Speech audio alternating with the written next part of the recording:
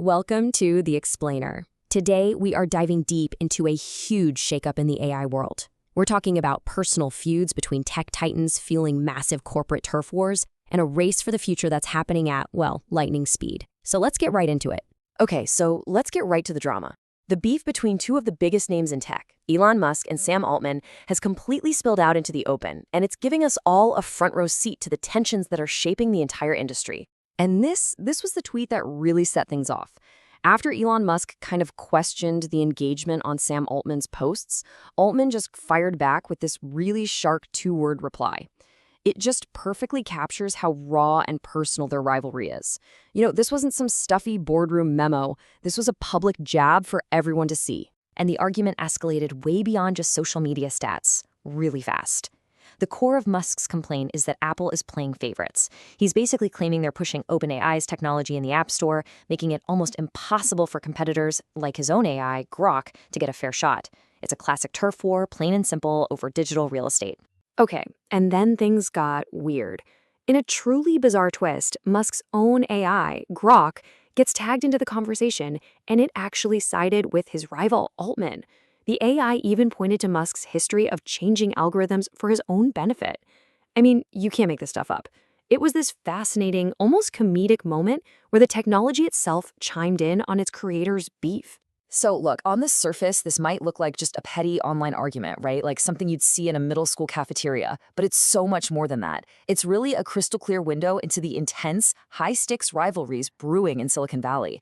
These personal spats, they're basically smoke signals for much, much bigger corporate battles that are just around the corner. All right, so let's zoom out a bit. Let's see how all this personal drama is now fueling these massive corporate power plays, the kind that could seriously change the apps and platforms you and I use every single day. Okay, just look at this number for a second. $34.5 billion. That's not a typo. That is the jaw-dropping, unsolicited bid that the AI startup Perplexity has reportedly made to buy Google's Chrome browser. Just that little platform with over 3.5 billion users worldwide. No big deal. Now, this isn't just some wild offer. It's a calculated, strategic attack. See, Perplexity knows Google is in a tough spot, facing this huge antitrust case that could actually force them to sell Chrome. So what do? They swoop in, backed by a ton of venture capital, trying to carve out a massive piece of Google's empire while it's distracted. It's audacious, it's clever, you gotta give them that. And the battlefront isn't just for our screens anymore. It's expanding into a new and honestly even more personal frontier, the human brain. Yep, Sam Altman and OpenAI are now going head-to-head with Elon Musk on his home turf by backing Merge Labs, a brain-computer interface startup.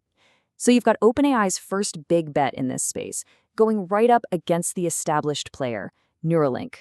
The rivalry is now quite literally about getting inside our heads. I mean, it's pretty clear the stakes for AI innovators have never been higher. And for those of you who are actually in this field, looking to build up your own authority, well, platforms like AI Unraveled are out there specifically to connect you with other tech leaders. Just something to think about as we switch gears now to the tech itself.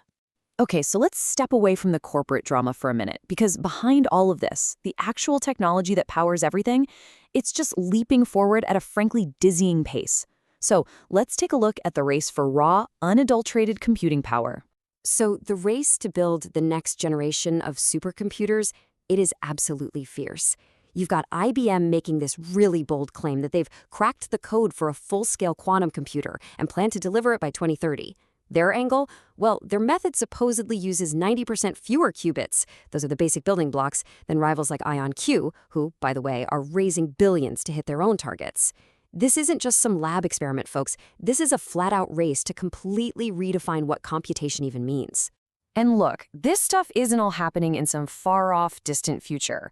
For anyone who's a creator or a designer, major breakthroughs are happening right now.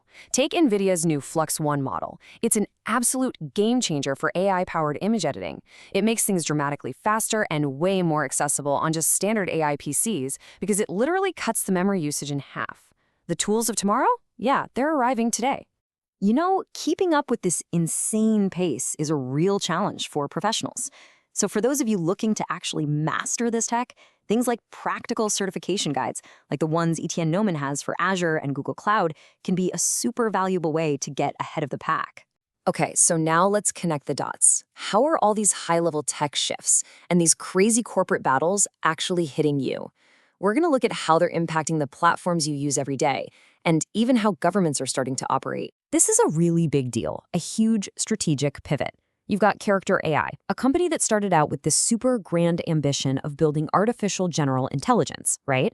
Well, now they're focusing completely on AI entertainment.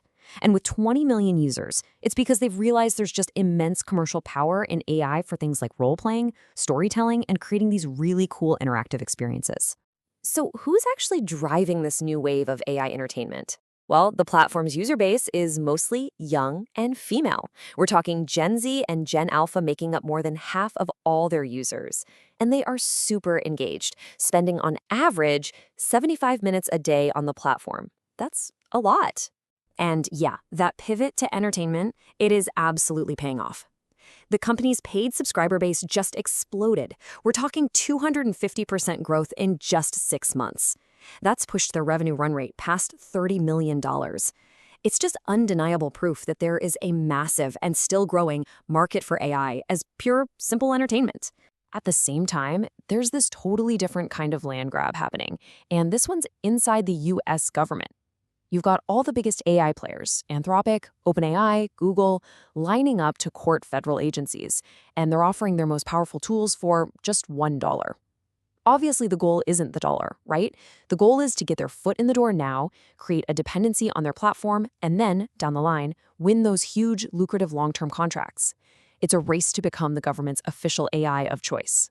Okay, so with everything changing this fast, staying ahead of the curve is, well, it's everything. So let's wrap this up with a couple of resources for those of you who don't just want to watch this future unfold from the sidelines, but actually want to help build it. So here's a really practical way to think about it. Something like a builder's toolkit can give you a clear path to go from just being an observer to being a creator. It gives you the tutorials, the code templates, and the guides you need to actually start your own AI projects. And look, once you start building up those skills, getting certified is a really powerful way to prove your expertise.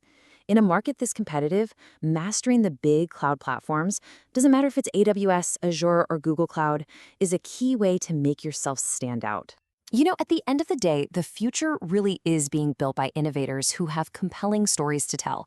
And sharing those insights is so crucial, because that's what helps shape how the decision makers across the entire industry think about what's coming next.